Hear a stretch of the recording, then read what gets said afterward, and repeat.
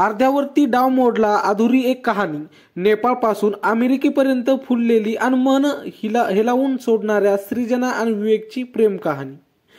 चित्रपट, कथा, कादंबऱ्या ते सर्वसामान्यांपर्यंत अशा संघर्षमय प्रेम कहाण्या अनेक प्रेरणादायी होऊन गेल्या आहेत। म्हणून ताजमहल आजही आठवत असतो। चित्रपटांमधून अनेक अजरामर झालेल्या प्रेमकथाही पाहिल्या आहेत, तर तितक्याच प्रेमकथा खऱ्या आयुष्यातही झाल्या आहेत। नेपाळी इन्फ्लुएन्स सृजना सुवेदी आणि विवेक पेंगेनी यांची प्रेम कहाणी अशीच आहे, जी आता कायमची अमर झाली आहे। आज प्रेमाच्या अनाभाका उद्या कधी काडीमोड घेतील याचा अंदाज नसताना सृजना आणि विवेकचं समर्पण बरंच काही सांगणार आहे, जे शब्दात वर्णनही काही वेळा करता येणार नाही। विवेक सृजनाची कथा सांगते की ते एकमेकांच्या पाठीशी कसे ढाल बनून उभे राहतात आणि आयुष्यातील सर्वात कठीण काळात एकमेकांना साथ देतात। 19 डिसेंबर रोजी विवेक आणि सृजना कायमचे वेगळे झाली। स्टेज 4 ब्रेन कॅन्सरशी लढत असताना विवेक पेंगेनीचे निधन झाले।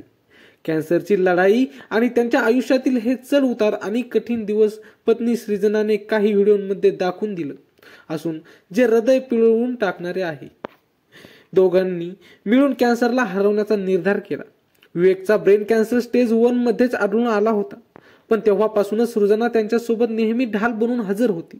दोघांनी मिळून कॅन्सरला हरवण्याचा निर्धार केला आणि करोडो लोक त्यांचे साक्षीदारही झाले। सृजना बळावर उभी राहिली, पण कदाचित नशीब तिच्या बाजूने नव्हते। शेवटी कॅन्सरचा विजय झाला, पण त्यांच्या प्रेमकथेतून दोघांनी लग्न, प्रेम आणि सहवास याचा खरा अर्थ काय हे जगाला नक्की सांगितले। यावेळी दोघांनी आनंदाचे क्षण खुलेआम साजरे केले। ऑगस्टमध्ये सृजनाने विवेकच्या 32व्या वाढदिवसाचा व्हिडिओ शेअर केला होता। नवऱ्याचा वाढदिवस खास बनवला होता। विवेकच्या चेहऱ्यावर आनंद स्पष्ट दिसत होता। सर्व प्रयत्न करूनही विवेकचा डिसेंबरमध्ये मृत्यू झाला। सृजनाने तिच्या युट्यूब चॅनलवर या बातमीला दुजोरा दिला आहे। अनेकांनी विवेक सृजनचे फोटो सोशल मीडियावर शेअर केले आणि ही सर्वात अनोखी प्रेमकथा असल्याचे मानले। अनेक युजर्स म्हणतात की कॅन्सरशी लढण्यासोबतच सृजना प्रत्येक पावलावर विवेकच्या पाठीशी उभी राहिली, मग ते त्यांच्यासाठी केस काढणे असो किंवा त्याची सर्व कामे स्वतः करत असतो। विवेकच्या अंत्यसंस्काराच्या वेळी सृजनाची अवस्था वाईट होती, रडत होती। तिला पाहून सर्वांचे डोळे पाणावले।